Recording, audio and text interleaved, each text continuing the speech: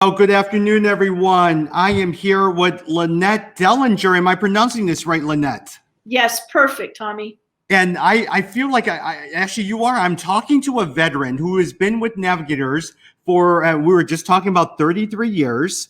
And I'm the brand new guy on the block. And so a lot of times, LaNette, I'm going to need you to guide me, share with me some of the things that we're going to talk about in terms of missions for Navigators. Okay, sounds good. Yeah. Hey, LaNette, for you, have you always been in missions, in the missions area over at Navigators? Well, I worked with Collegiate for a lot of years and took students on summer trips abroad. And I lived in Central Asia for a while. And then the Lord just opened a door for me to work with education, which is my background in terms of training, and to work with education in the context of missions. And so here I am. Now, for those who don't understand, like Southeast Asia corridors, Singapore, Jakarta, Indonesia, Malaysia, all of that, what's considered Central Asia? Well, so we have the stans, so Kazakhstan, yep, Kyrgyzstan, Tajikistan, Turkmenistan, Afghanistan, and Pakistan for some people. I think I missed something. Uzbekistan I missed, yeah. Okay, got it. Yeah. Good. And then now, where's home for you now, LaNette? I live in Virginia, Southwest Virginia, the home of Virginia Tech, which is also my alma mater. Yes, very nice, very nice. So, hey, let's talk a little bit about this. Is it called the Missional Educational Seminar? Our weekend seminar. Yeah, it's Introduction to Missional Education. And we do that periodically, and that is to introduce those who are interested in using their teaching background, teaching credentials to live and work in a restricted access country. And so we talk a little bit about what that would be like, and working cross-culturally, teaching cross-culturally, the big picture of missions. Yeah. And LaNette, this is open to all Navigator staff who wants to take their skills of teaching and apply in a global context? It's open to everybody beyond Navigator staff. Oh, is it? Okay. Yeah, okay. So Navigator staff, students who are studying education and asking themselves how the Lord might use them overseas, teachers who are currently in service and teaching, or even retired teachers, people who find themselves healthy and desiring to have another avenue of impact in the world, in God's kingdom, and whoever's interested. Now, for this project, in some sense, there's many projects with this teaching opportunity. Is it during the summertime? Is it certain parts of the world? How does COVID affect all of these things? Yeah, that's a lot of questions. So in the ideal world, we have summer short-term opportunities with teams of teachers. Those teams might include pre-service teachers who are studying at the university, in-service teachers who are currently teaching, retired teachers. It might also include Navigator staff who have a teaching background and are now on staff. So we have, as long as they have a teaching background, they are professional teachers, they can join us on a short-term team.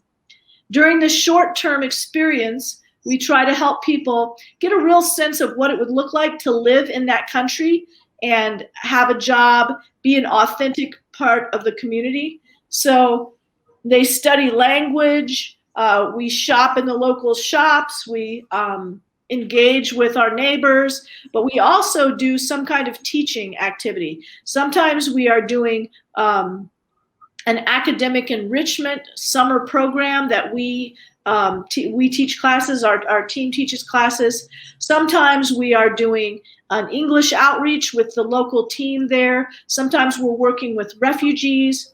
Usually a part of it involves training local teachers. We advocate working alongside the local teachers and the local educational organizations. We don't want to displace anything. We don't want to have the focus on an expat team coming in. So we have summer. So that's the first thing. We have summers. The second thing is we have opportunities to join a team for 1 to 2 years and live overseas and have a further experience of what that would look like. Our goal is to have long-term disciple makers living in difficult to reach communities, restricted access communities. We want to go where people can't go as missionaries. We want to go where people need to go as authentic workers making a contribution to the community. So that's why education. Education, because it's authentic, it's a need around the world, and we can partner with our local friends. We also have consultants that travel with us all during the year to meet with our partner teams. So we're in, right now we're working in a number of places. And when I say that, we're doing a variety of different things. So it could be writing curriculum, it could be coaching and training teachers, it could be working with students, it could be helping to start a school. So we are working in Kazakhstan, Cambodia, India, Philippines, Lithuania, Slovakia, Jordan, Kenya, Ethiopia, Mexico. I think I think that's it. We also are working, in Myanmar. We have a big project in Myanmar. Philippines, I think I said that. Okay, yeah. Got it. How does COVID affect the summer plans for this year? Yeah, well, we hope that they won't. It won't affect. But in reality, right now, the navigators have a color-coded system. So we have green for go, yellow for caution, red for don't go, and purple for way don't go. And so we are only talking to people. We are telling people about our yellow trips. And so we have yellow trips to Kenya, Jordan, Albania, and Lithuania. Got it.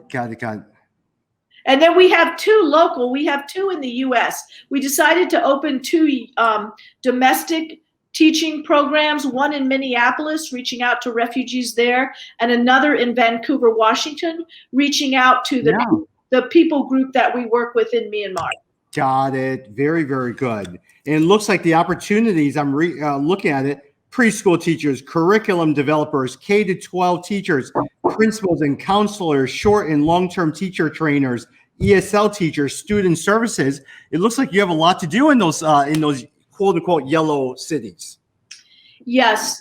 Well, we have specific projects. So, for example, in Kenya, there is a high school we work with, high school where most of the kids have not gone to school consistently across their lives.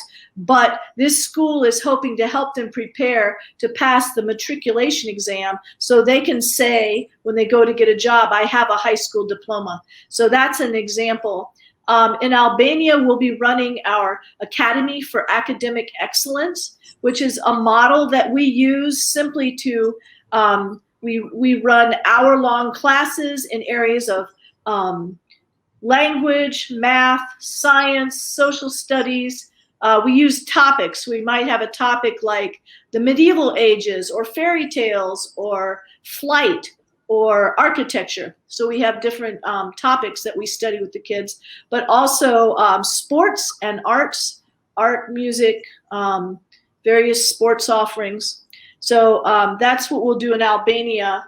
In Jordan, it's a little more open-ended. We'll do various classes. That's with refugees. Got it. LaNette, is there a deadline for the summer programs?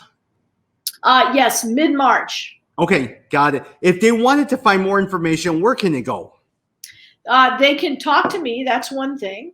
They also can go to the Navigators short-term website, and they'll find summer trips listed. Another place they can go is to our EDU webpage on the World Missions website. So that would be Navigators World Missions /edu, navigators.org or World Missions, yeah. Okay, navigators.org/world missions. All right. You know what? I am putting this on the screen for all to see who are watching this. Navigators.org/world missions. LaNette, any other information that people would need to know that might be helpful for them? Well, one thing to a staff audience, we are looking for people who have an education background. So you have a professional, you have a degree, you've worked in education, teacher, K-12, principals, as Tommy mentioned, different professionals related to the education world. Those people who are also Navigator staff who would like to join a Navigator team working abroad, then we'd love to talk to you. We often talk to staff who want to be involved in some way. And so it's an opportunity to live authentically. So to go to the Middle East, to go to North Africa, to go to Central Asia and be a professional and also open up your life as a believer and build friendships in a neighborhood. You got it. LaNette, thank you so much for taking time out to talk. Yeah, thank you, Tommy. Appreciate it. And remember, contact LaNette and we'll send you information on that. Or go to navigators.org/world missions. LaNette, have a good day. We'll talk soon. Okay, thanks, Tommy. Appreciate it. Bye-bye.